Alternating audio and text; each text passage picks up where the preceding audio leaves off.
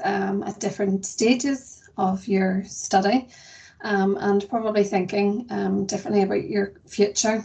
But obviously you're all motivated to start thinking about where could you work, how can you apply your interest to a fulfilling career, what industries are growing, and the job market trends. So we're delighted to welcome our professionals today who are all on screen to present to us in an informal way. So they're going to talk about kind of factors influencing the world of work for our graduates.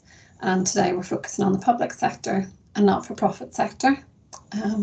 So before we get started, the session will probably be about an hour. That will depend on any questions. Please ensure your mic's on mute. Everybody seems to be anyway. And especially whenever the speakers are speaking as well. Do pose any questions through the chat function. Most people should know about that. It's just a kind of little speech bubble with some lines in it, and you can pop some questions in there at any time. And obviously it's going to be recorded, so we're going to use the recording for students who aren't able to attend today, and put that on our website as well. So today's session, we have 3 employers, so they're going to give their own unique and expert view and experience of the sector and give you some valuable insight. So today we have from the Northern Ireland Civil Service, we have Michelle. So she is the Director of the Workforce Reporting and Insights Division.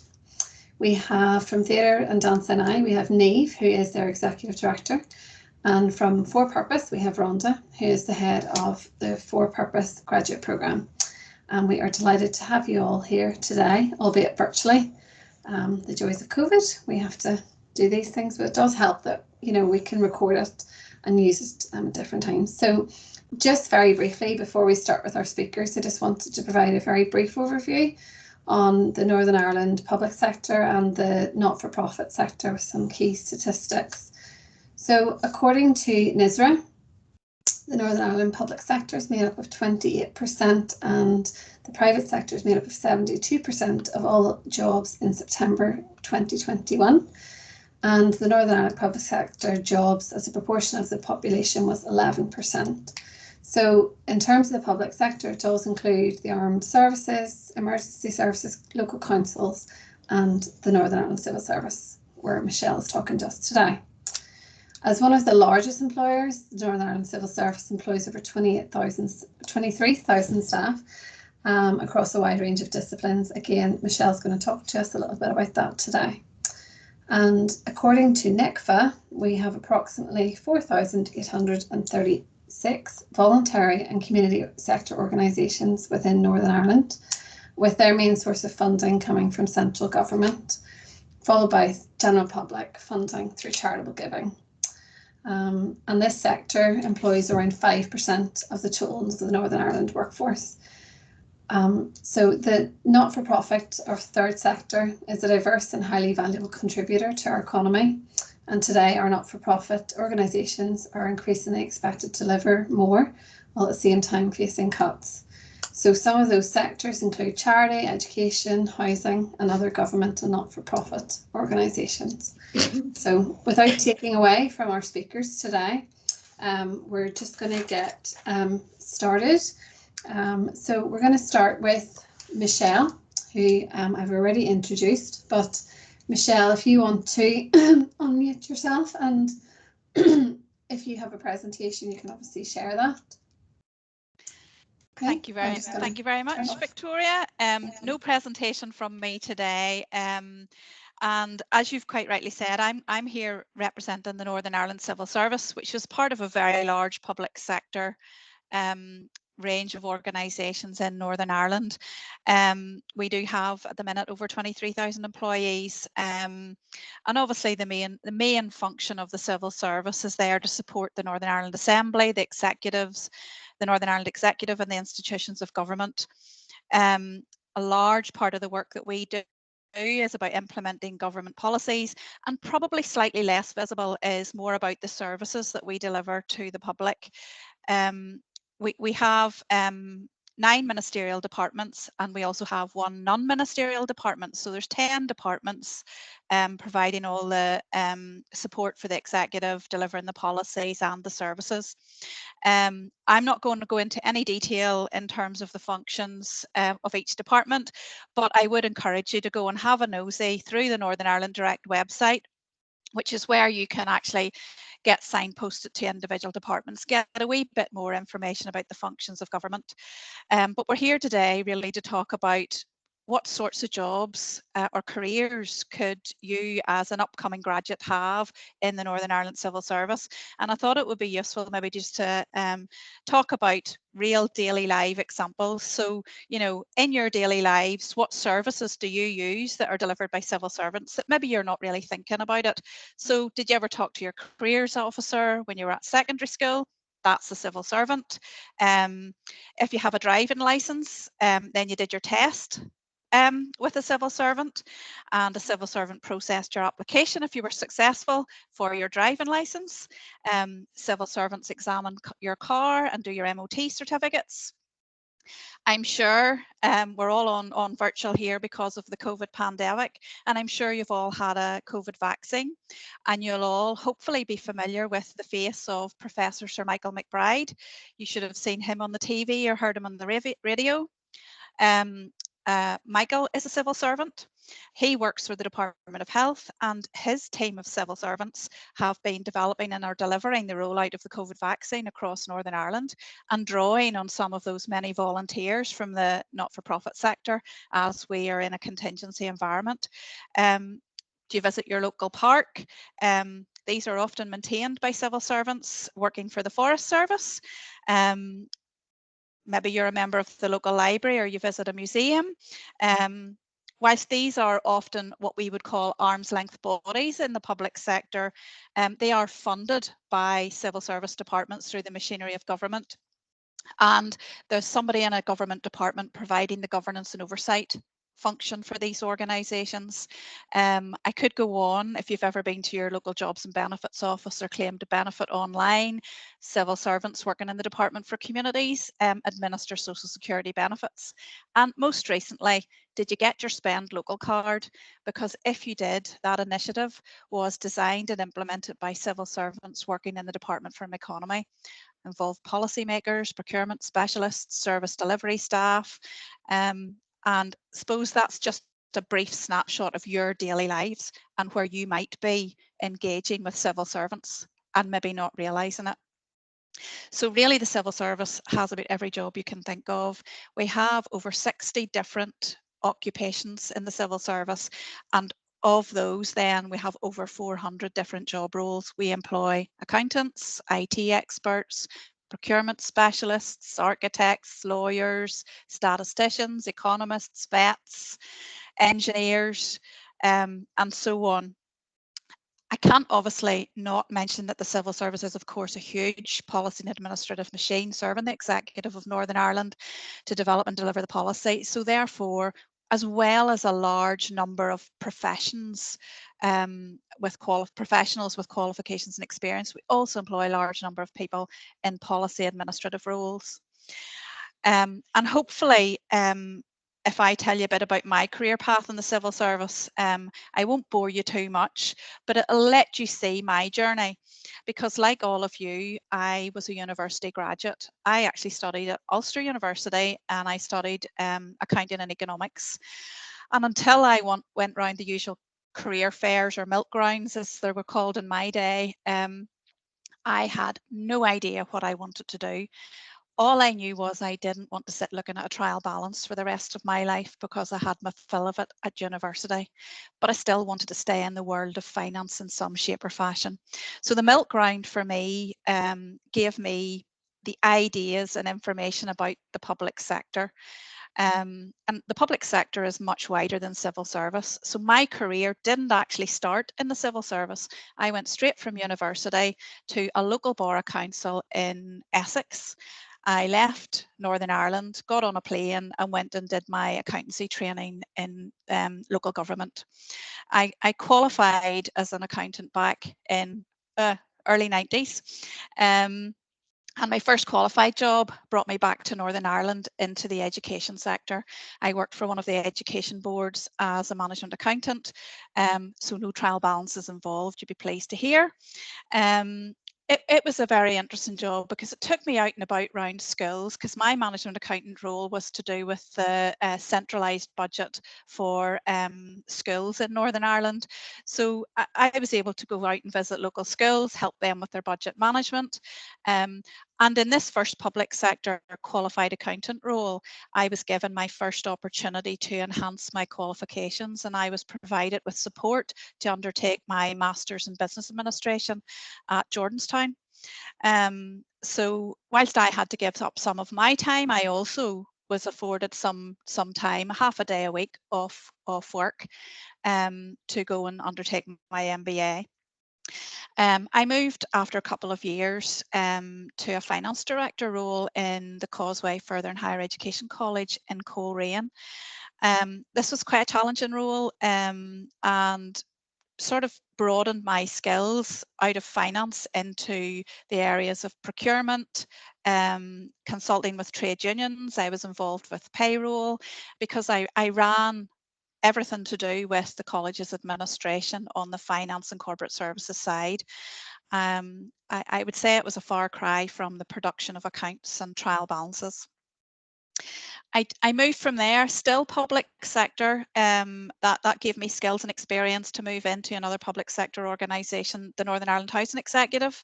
It built on some of my financial systems skills and my job and my procurement skills. So not really my purest accountancy skills, not really my economic skills from my degree. But really what I was doing there was procuring and implementing replacement finance systems for the Northern Ireland Housing Executive. And that job gave me my second training opportunity.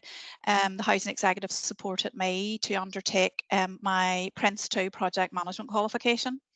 So that was another, I suppose, string to my bow, nothing to do with accountancy and economics, but took me into the world of project management. My first job then in the civil service, way back in 2002, I just realised I'll be there 20 years this September, feeling very old, was actually in road service in the Department for Infrastructure. I think it's now called Transport NI, I believe. I went in there to run their finance system, therefore drawing on my housing executive skills. I also then managed their accounts receivable and accounts payable teams. And that was my largest staff team to date, where I had about 25 people to manage. So that took me into more of a managerial role. So drawing more on my management skills, setting targets, there was an operational function there, starting to do business planning. And moving into central government and road service, you started to see the machinery of government. I started getting exposed to assembly questions, where ministers that are all sitting around the table, when you watch them on the Parliament TV, they reach back to the civil service and ask us lots of questions. So we then have to turn around briefings for ministers and respond to those assembly questions. Now, that first job in 2002 was my first job in the civil service, and that was 8 years after I got my accountancy qualification. And I jumped in as what you would call a fairly senior hire. I jumped into the civil service as a qualified accountant, direct entry at a principal grade. So had 8 years worth of experience. I wasn't very long in the civil service till I got another opportunity to jump out on secondment to Deloitte. So I was able to take an opportunity of undertaking a consultancy role. And in the usual consultancy world, they didn't use any of my finance skills. I found myself working back in the public sector and the public prosecution service, helping them deliver their project to prepare and implement what was the then new Freedom of Information legislation, a very different world for me, but drawing on my Prince 2 project management qualifications and my skills in delivering a project. Jumped back into road service, but only stayed there for a couple of months because my experience enabled me to get a promotion back in 2007, and I moved departments, so moved organisations in the civil service into the world of social security. And I worked in social security for 10 years, but not in the same job. My first job was in finance, drawing and financial systems skills and experience again. And my biggest project there was to lead the implementation of the new benefit payments and accounting system for Northern Ireland. I got to work closely with Department for Work and Pensions in GB Civil Service, spending many lovely days in Blackpool, which was where their main project team resided. So was over there 1 or 2 days a month, working closely with GB civil servants to land that project. That project, probably about 18 months after it concluded, gave me another opportunity as a civil servant.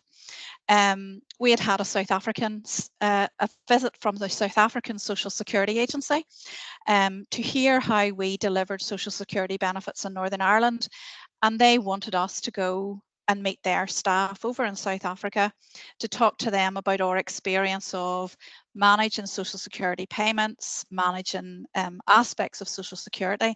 So I found myself with 3 other colleagues on a plane to South Africa for 2 weeks, talking to the Social Security Agency there, and we managed to squeeze in a safari at the end of that on our own time, which was brilliant.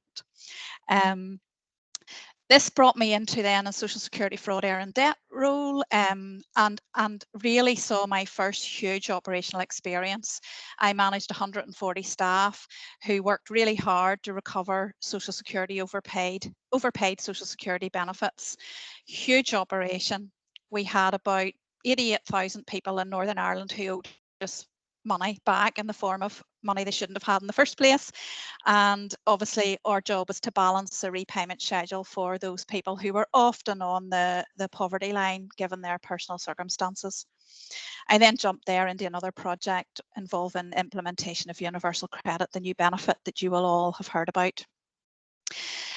During my time in the Social Security Agency, I still kept my hand on the tiller of my finance world, and I was an active member of my professional accountancy body, the Chartered Institute of Public Finance and Accountancy, and I was the CIPFA chairperson for Northern Ireland, and that gave me an opportunity to host events, introduce speakers and promote the CIPFA qualification in Northern Ireland.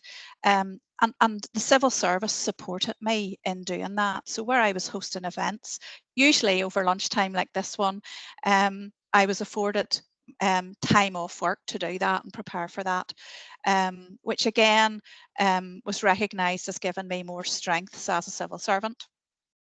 I've been in my current department, the Department of Finance, since 2017. I performed the role of finance director there in a temporary promotion for about 9 or 10 months. So very much back in the world of finance.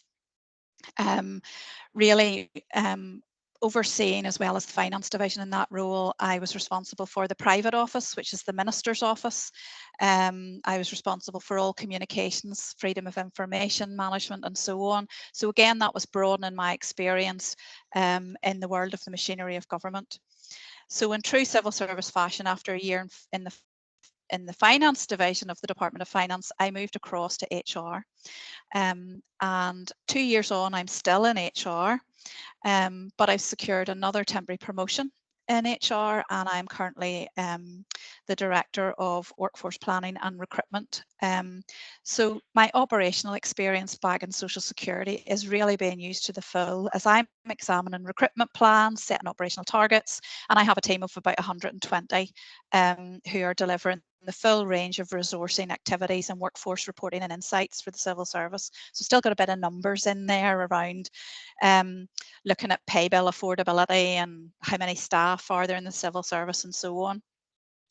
As an aside, I've been able to use my skills to give something back to the public sector as I took on a Board of Governor role in the local secondary school. So I did that for the past 5 years and just recently resigned from that need for somebody else to bring some fresh blood there, but really beneficial for both me and the school. So I suppose lots for me to tell you about my career. So you can see how it has meandered and grown and developed over the past 20 years in the civil service and before that. So So why should you then think about a career in the civil service? So I've told you a bit of a snapshot of the different types of jobs. I've told you about my career path, and I am only too aware, because I had this view, that a lot of people think the civil service is full of old men in grey suits sitting at grey desks looking at grey computers. And I hope I've dispelled this myth, as you've heard about my career and heard about the types of jobs. The civil service is not all male. Believe it or not, it's evenly balanced in terms of gender. However, it is old. You might have heard the recent criticisms about the age profile. Also, it's not particularly reflective of the society we live in terms of its balance and its diversity.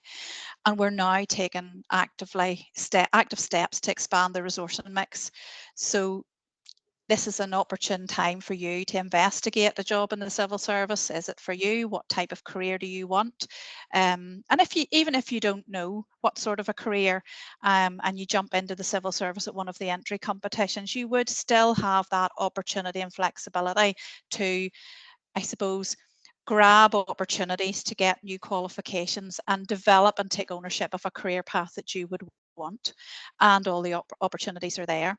You might have seen our recruitment campaigns over the past couple of years hampered and having to move virtual for interviews and so on by the pandemic. But for the first time ever, we've gone out from both entry grade admin officer right up to middle management grade to do external recruitment, which is something new for the civil service. And that's an attempt to bring in new talent, younger talent, and so on. We are now developing new traineeships and apprenticeship schemes to attract young people onto a career path in the civil service, and you should expect to see these schemes advertised over the next couple of years. And for anybody in their final year, one to look out for in the not too distant future is a brand new graduate management scheme. So if you keep an eye on My Future for more information about that one, it should be coming out in the next 6 to 8 weeks.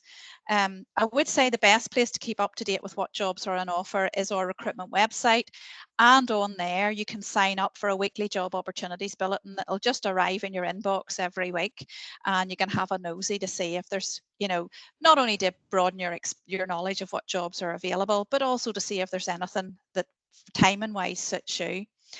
And if you want to taste and try before you buy, and you're lucky enough to have an opportunity in your current degree to have a mandatory or an elective placement, this year, for the first time ever, we had a huge expansion on the number of student placements on offer.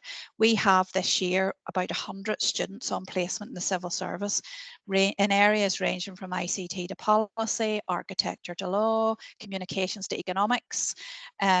We will be recruiting the 2022 placement scheme in the coming months, so look out for that. I'm currently trying to seek up to 100 sponsored places for this September intake. So hopefully you've heard about the civil service offering huge career opportunities, access to learning and career paths, an opportunity to make a difference in Northern Ireland, whether that's regenerating urban spaces, delivering vital services, bringing new policies on board. And we shouldn't forget the excellent terms and conditions, good rates of pay, plenty of holidays. And I know you're not really interested in pension at the minute, but whenever you're looking at the salary on offer, you need to look at the pension package on offer as well, because it's not matched anywhere in the private sector. So if you're looking at a 25,000 a year salary in the civil service, you should be adding about £6,000 worth of value towards a pension contribution on there, and not to mention stability and job security, particularly in the current pandemic. And we're not looking, hopefully you've grasped this, for a particular type of individual. You can look at the selection process and details, look up our competency framework, look at what we're trying to assess our applicants on. The values and skills that we're looking for are transferable skills. You will be developing many of the skills that we're looking for through your studies, your hobbies, any work you're doing at the minute.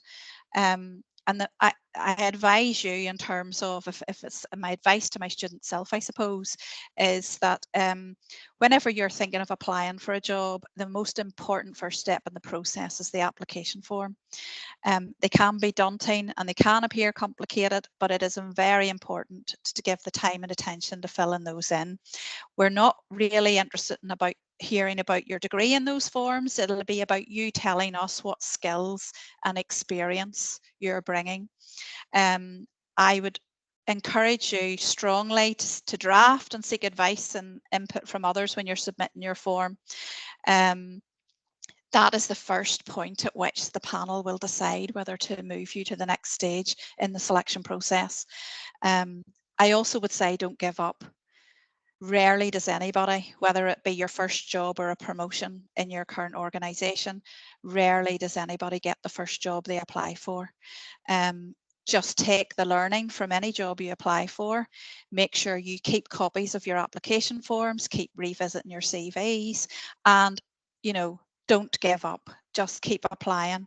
And I would finish off by saying, do not rule out looking for a job in the civil service as a graduate, or indeed the wider public sector.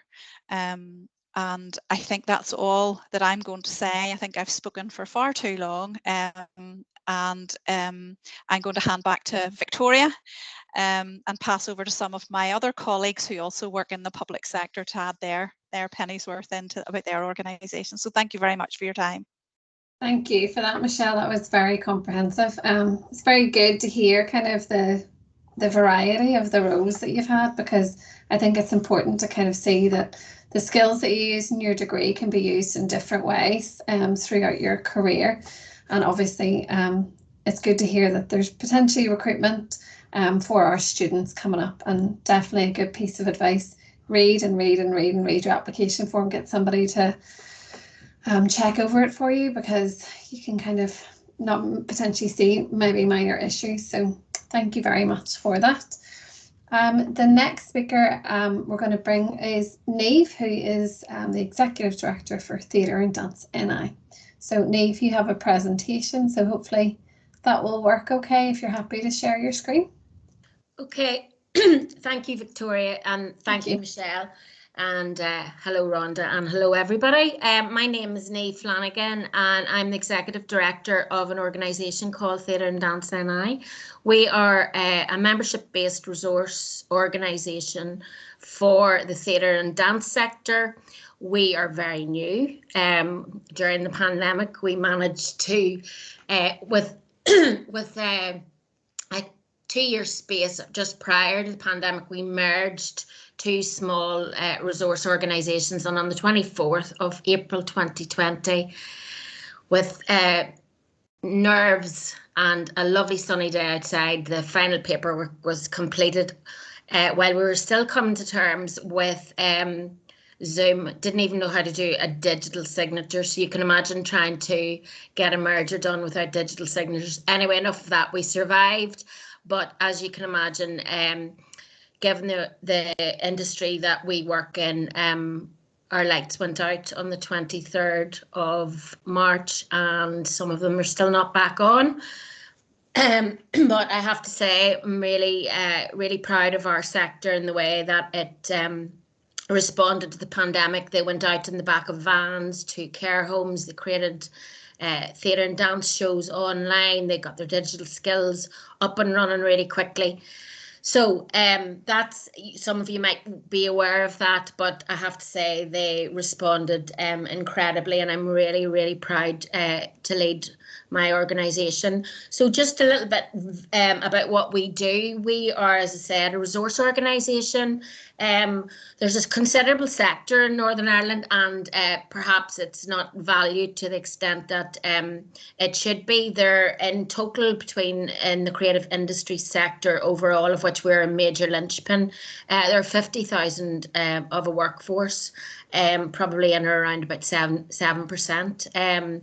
We're part of a broader not-for-profit voluntary sector, charity, third sector.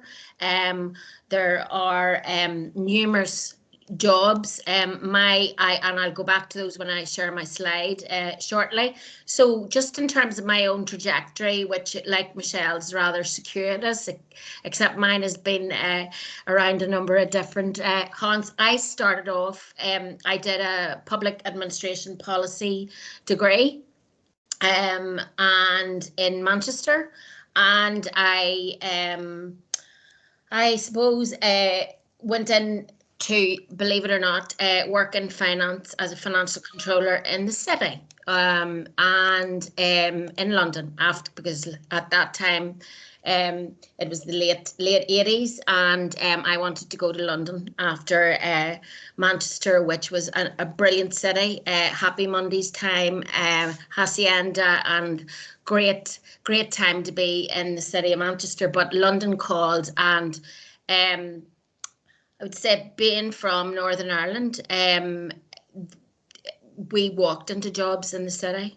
They, not only was it about your degree, but they knew that we had fairly high standard of education coming from here, but also really hard worker and tenacious and resilient. And I worked in the city then for Rothschilds, and then I moved to Essa Petroleum and ran two of their major accounts, controlled two of their major accounts financially, one in Southampton and one in the United States. So it was a rare time to be in the city of London, I would have to say. It was the end or it was a time of great excess, I mean, one of the accounts that I managed was worth around about £28 million. It didn't seem real, and I didn't want to stay. I didn't like what I saw in the corporate culture, to be very honest. It was really a lot of excessive money being wasted by and just what I saw out in the bars and streets, etc. But that's a longer story. Anyway, I went off on the lots of money that I made, and instead of investing in property in London, I took off to Southeast Asia, and I travelled extensively through Southeast Asia for the next while, and that was just wonderful after the busyness of working in the city. And made my way finally to Australia, and I actually worked there in registry associated with the stock exchange, which was again really easy to get into because I had that experience of working in the city of London, and also the degree path that I had followed, which had a management element to it. After some time in Australia and travelling over there, I came back to Northern Ireland and had a notion what I wanted to do. So temporarily I went to work in the hotel sector while I waited to get into Queen's to follow some postgraduate qualification, and in my wisdom I went into information management and IT. So from public policy into IT, so there you go. That was grand. Somehow I ended up working in a policy think tank after that, and from working in that was a university community voluntary sector collaboration around investing in communities around culture, education, and writing papers and informing the sector at the time of what was going on. As you can imagine, that was the early 90s, in the middle of the pre and in the middle of the peace process. So it was a very, very, very busy time.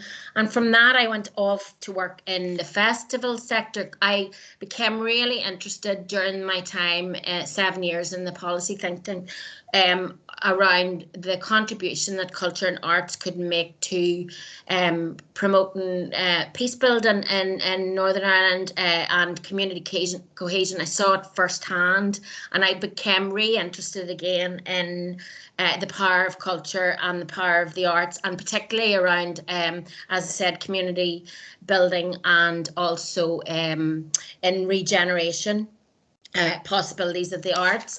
So I ended up then moving practically into the sector and worked with a number of festivals across Northern Ireland. I worked with dance companies, I produced theatre, I worked in the community arts sector, and then I moved into project management and festival management in art sector. So I am one of the people who contributed to the development of the Belfast Mela, which some of you will be aware of. So I was there for around 8 years, and in between time had my daughter. From there I moved into working in with some migrant workers down in Dungannon for STEP, again in the not-for-profit sector. I managed the organisation while it went, while their director went off to look at strategic development for the organisation and to look at developing the sustainability element of that.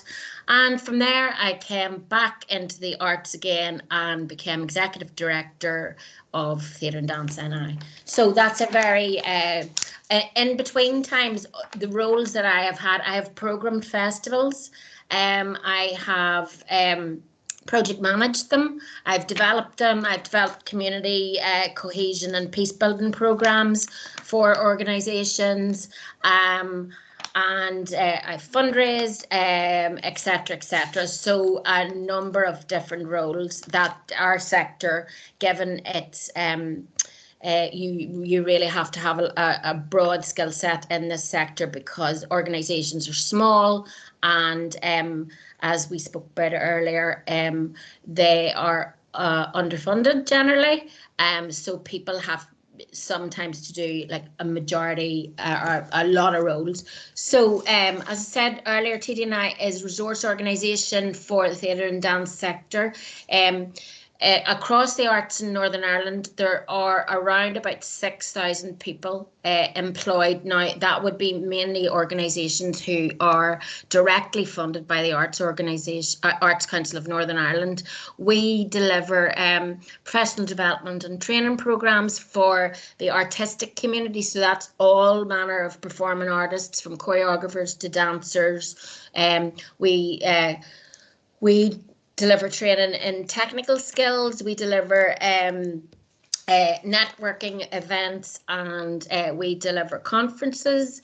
We are members of the UK Theatre networks, which includes the Federation in Scotland, the Welsh, and of course the English organisations, and that includes theatre, dance, music.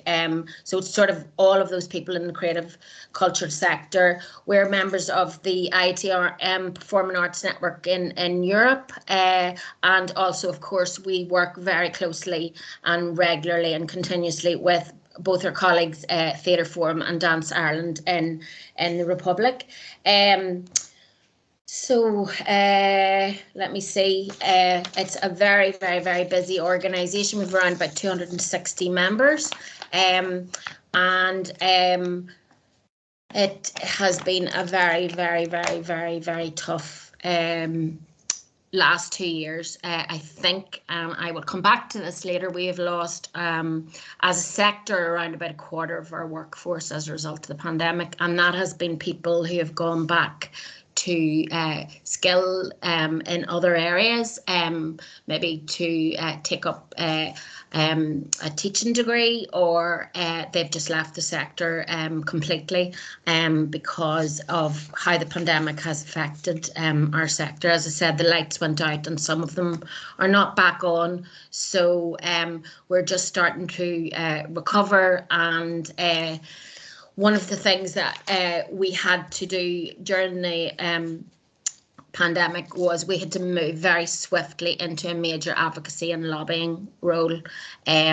Luckily, I had quite a substantial experience of doing that in the past, but we had to move very quickly to lobby for money to come out to our sector for the reallocation of funds, because people literally lost their income. The majority of our sector lost their income instantly. So you can imagine what that was like. So we were let's put it like this, it was 7, sometimes 12 to 15-hour days in those immediate months after the pandemic and the lockdown. We were lobbying departments in the civil service, working with our colleagues across the sector to lobby ministers. We lobbied Secretary of State, we lobbied Westminster for those policies that would impact on our sector that are directly related to Westminster. We set up an all-party group on the arts to enable us to access MLAs directly and those who were making the policies. I then got appointed to the Ministerial Task Force, which was a very positive step, where 26 people from across the culture, arts and heritage sector came together to put forward a group of recommendations to the Minister about how our sector might not only survive the pandemic, but actually thrive in the future. And we were very successful in getting an agreement from the current Minister in this mandate for the need for a broad-based intergovernmental strategy on culture, arts and the heritage sector. Which we would view as very, very positive, because from your perspective, we would believe that that will contribute to a growth of the sector in the future and some new jobs emerging, alongside the fact that the sector is diversifying anyway.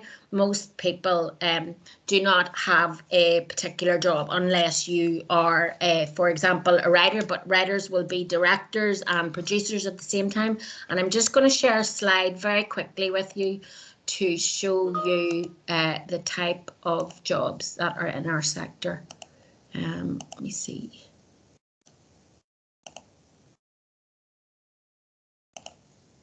You see that okay? Yeah. Okay. So, got sector jobs in production, education, venues, operations, marketing, others, and the set of skills required for working in our sector are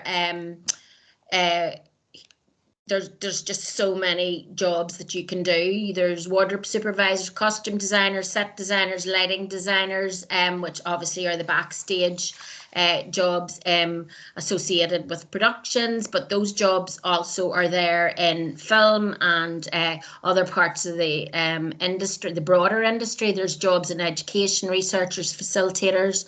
There's jobs as development officers, which I've done myself, programmers, fundraisers, lawyers, business development, marketing, operating officers and venues, administrators, company managers, front of house, and then the production side, and that would go for film and TV as well. You've got, as well as live performance, you've got production stage managers, lighting, sound, you've artistic directors, or executive producers, actors, directors, choreographers, musicians, dancers, theatre makers, and by theatre maker I mean people who write but also create theatre.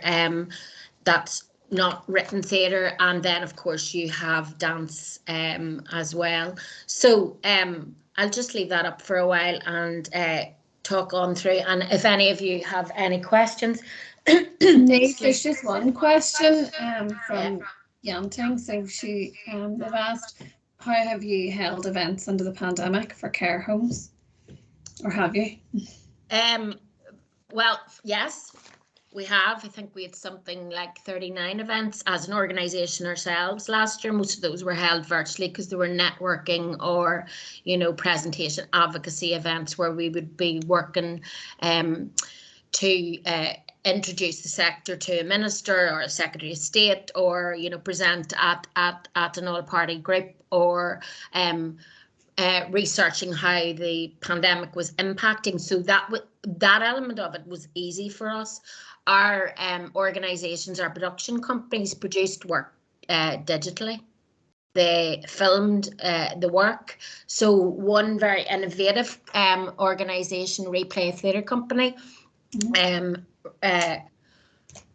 worked out of an old van and created the stage inside the van, and they delivered outside. So they sat outside people's homes That's right. Yeah. I've seen them. They're great. They are the most amazing theatre company. It was just a stage inside of Anne, and their work is with young people in with profound mental learning difficulties. So they were hugely important part of providing support for young people who were stuck in their homes. You had C21 who were doing live performances outside the windows of care homes all across Northern Ireland. There's so many examples where our sector responded and went out and delivered safely, both to young people in lockdown and families and to care homes. Okay, super. I'm just conscious of time, Niamh, because Rhoda still has to speak as well. Okay, so I'm going to finish off by just saying, as I said, there are massive amount of opportunities within the sector. It has contracted quite considerably.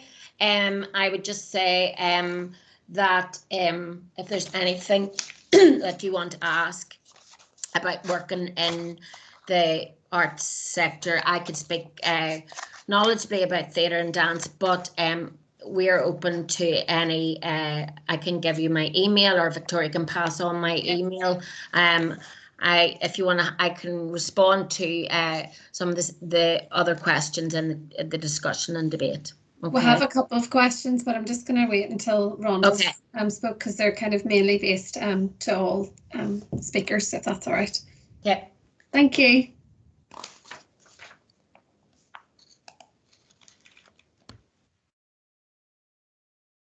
Sorry for I put myself on mute there, Rhonda. Just whenever you're ready, just if you wanted to share your presentation. Thank you.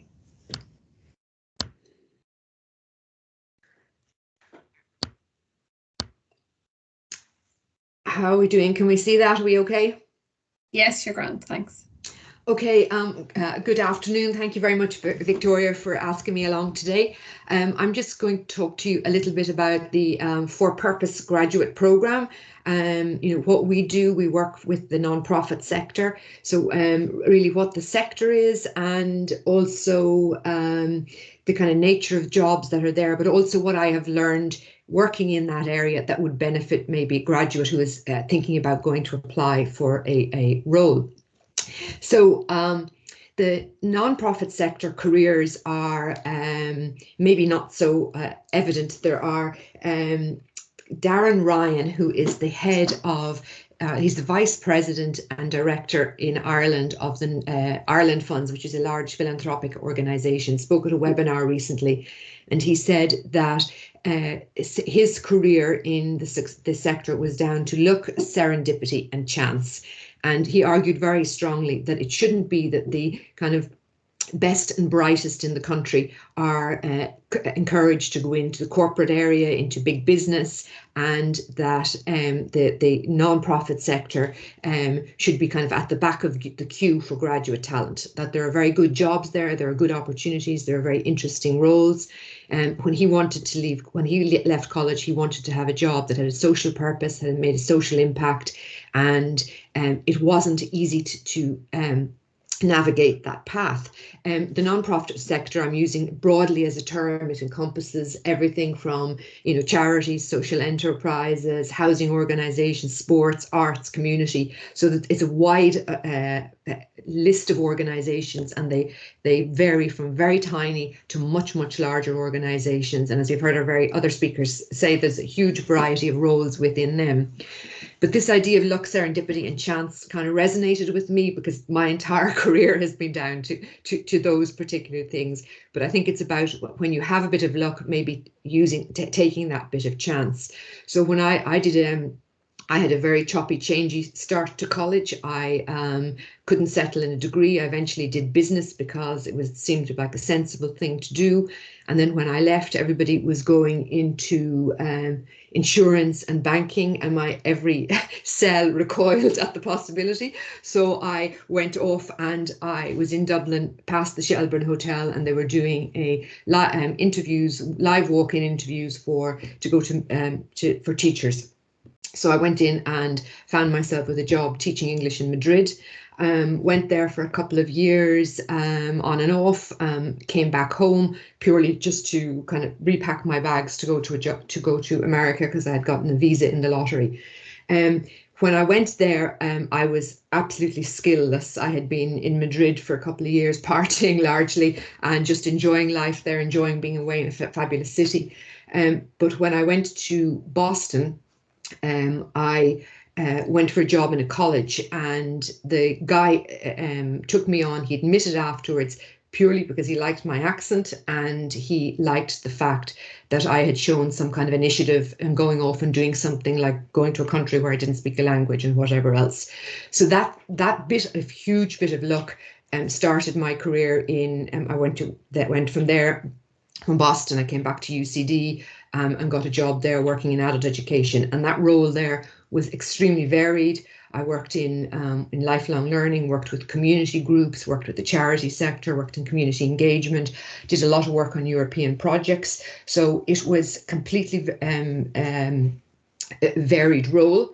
And then, as luck would have it, again, I decided I would jack in my very sensible university job and go off traveling the world for a while at the end of 2019. So that got me as far as my box room here talking to you today. So in answer to all that, to sum it up, is that whole idea of luck and serendipity. All of life is about luck and serendipity and chance and how we use it. But our For Purpose program is been designed to try and not make it that good people find their way into the sector on a basis of luck, that there needs to be more structure and organisation. So we've created a pathway for graduates who are interested in non-profit sector and who might like to find a career in that they get a start in it, they get a leg up and get kind of an entrance into the area, and then we provide support for them once they're in the sector. We help the small organizations recruit people. We help them set up the mentoring and learning programs. So our program has three, like most graduate programs, has three particular strands. It is paid work. We usually recruit people for the minimum of a year with the expectation that they will be continued on. We provide mentors for the graduates while they're working in that non-profit, and then we have a monthly learning seminar with peers from across all of the non-profits, so that people can meet others across the sector to learn about the different roles, the different skills, the different type of opportunities there are, and just have a chance to chat to others at a similar stage in their career. Some of the roles that we have recruited for recently are everything from a housing officer, digital engagement officer, fundraising, youth participation, program coordinator, communications executives. We work with a lot of work with the social housing organisations at the moment, because we have a housing crisis obviously here in the south, and they're trying to rectify before the next election. We have Feroga, major youth organisation, Jigsaw, big youth mental health organisation, Epilepsy Ireland, Irish Advocacy Network. So daily I meet employers, and they are looking to recruit graduates, and they're different employers and they want very different roles, but they have largely similar message to me. They want transferable skills, and they want students who can apply themselves. So I don't know how gumption translates in the north, but when employers meet to define the job descriptions. They're looking, what I broadly look at as professional practice, IT skills, organizational skills, project management. And whether you've had a full-time job or whatever, you have those. If you've been in college, you've had to organize yourselves, you've got serious IT skills, having studied, you know, from home for the past few years, project management, all of that. They also look for relationship, I kind of cluster it as relationship management as well, communication skills, teamwork, engagement with diverse groups, and how they can use those skills for them when you're working with service users, clients, or their various stakeholders. So they're looking for talent, but the thing they want, they say, they want enthusiasm. So somebody who has an interest in their organization, an interest in the values of the organization, and they can communicate that value. They want somebody who has a bit of get up and go, who's not afraid to get stuck in. If you work in a small organization, there may be more required of you. You'll have to learn at speed, but it's a huge chance to get a lot of skills. But they want somebody who can take direction, is happy to just apply themselves. And so in terms of applying, what they're looking for at that application stage, it's very key for you to, as I say, you have all of the skills. We find that graduates have the skills. It's a matter of sitting down and naming them. You just may not have named that your organizational skills and project management skills has given you teamwork, the ability to work in groups, to work with a diverse audience, to present your material, to articulate your findings, all of that. So when they're looking for an application that shows interest in the role and in the organization. So take a bit of time, as the previous speakers say, to look at the letter, to look at the job description and tailor what you have done to that. And that's if one single piece of advice I would be for any role is to make sure that you understand what the role is and that you've expressed an interest in it. And then non-profits, why they're looking for graduates, and I've interviewed a lot of our organizations and said, what is the value to you of bringing in a graduate into your non-profit? And they would say they're looking for new skills, new ideas, new perspectives. They want academic knowledge, that that you have recent knowledge, you've been reading recently. You write, you analyze data, you have this huge skill set that you can bring into an organization. You come with energy, enthusiasm, and a lot of young people leaving college have a particular focus and are what they considered values driven, that they're interested in social purpose.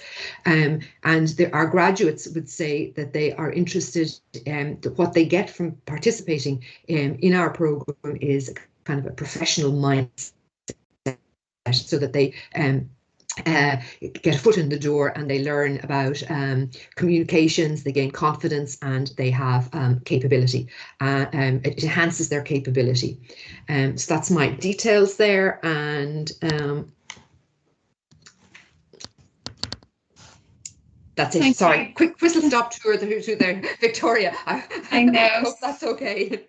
Sorry, the time seems to go very quickly whenever you're on the call. Thank you for that. I mean, there's definitely similarities between yourself and Neve, around kind of, you both travelled and, had very different kind of routes in your career, which is great to see the opportunities as well, because I think sometimes it's difficult to see that. There is a couple of questions. I suppose one of the questions, Rhonda, was for you around is there any current roles? And Kelly had asked, but she's had to go on, is there a specific time when you would be recruiting? No, we have some roles currently. Most of our roles at the moment are in Dublin or the south. We are actively working with two northern organisations at the moment, and we'll hope to have some roles in the north later on in the year.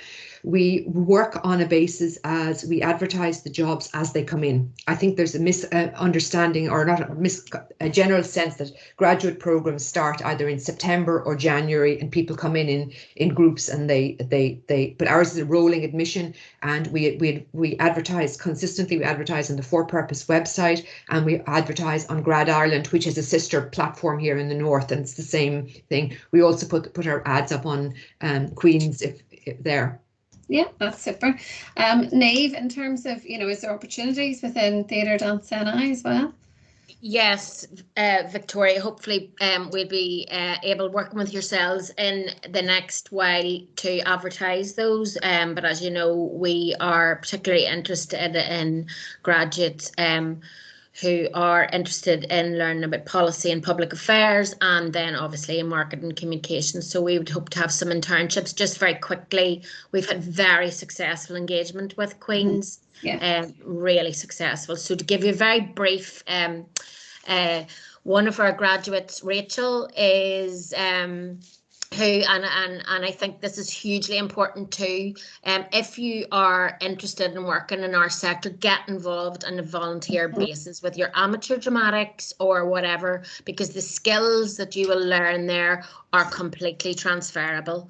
And Rachel was one of those graduates who did an English degree, was involved in amateur dramatics for many, many, many years, and also performing, as well as doing backstage, etc., etc. She helped set up her own amateur dramatic company, and they produced many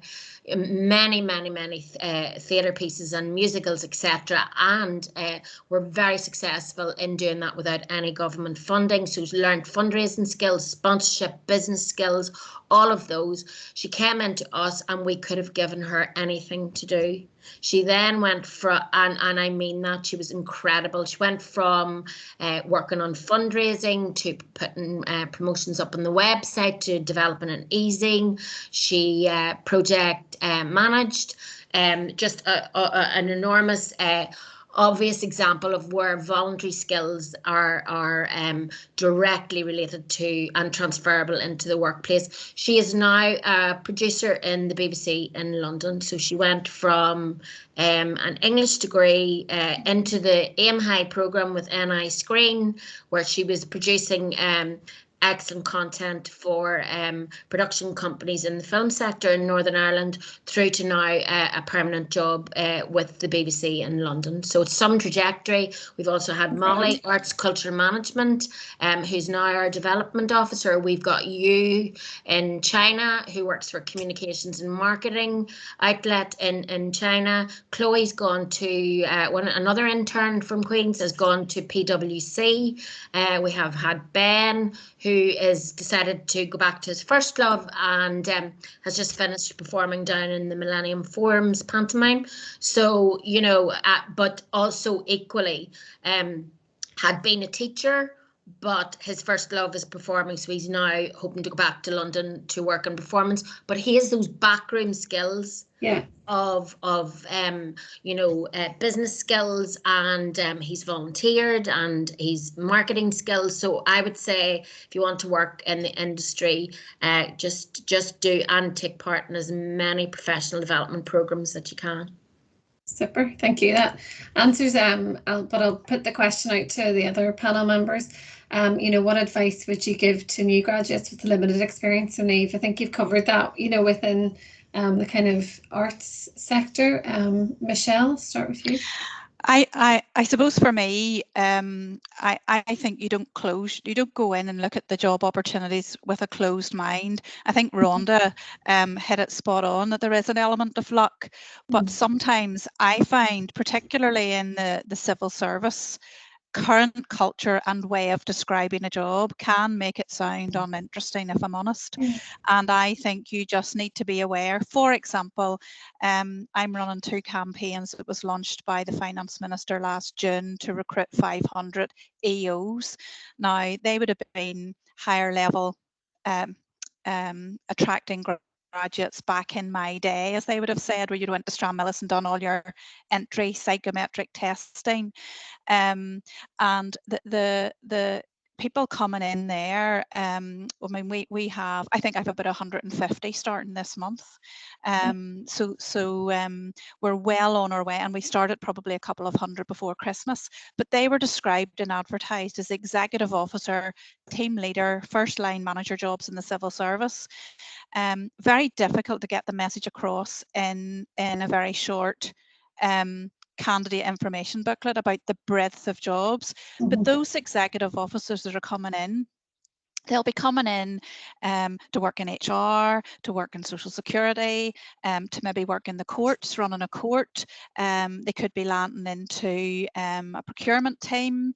They are not coming in as trainee, higher level apprentices or traineeships. However, bringing back that luck and grabbing your opportunity, when you come into that role in the civil service and you're into that, whether it's an administrative officer role or an executive officer role, then you can grab the opportunities and go seek them out.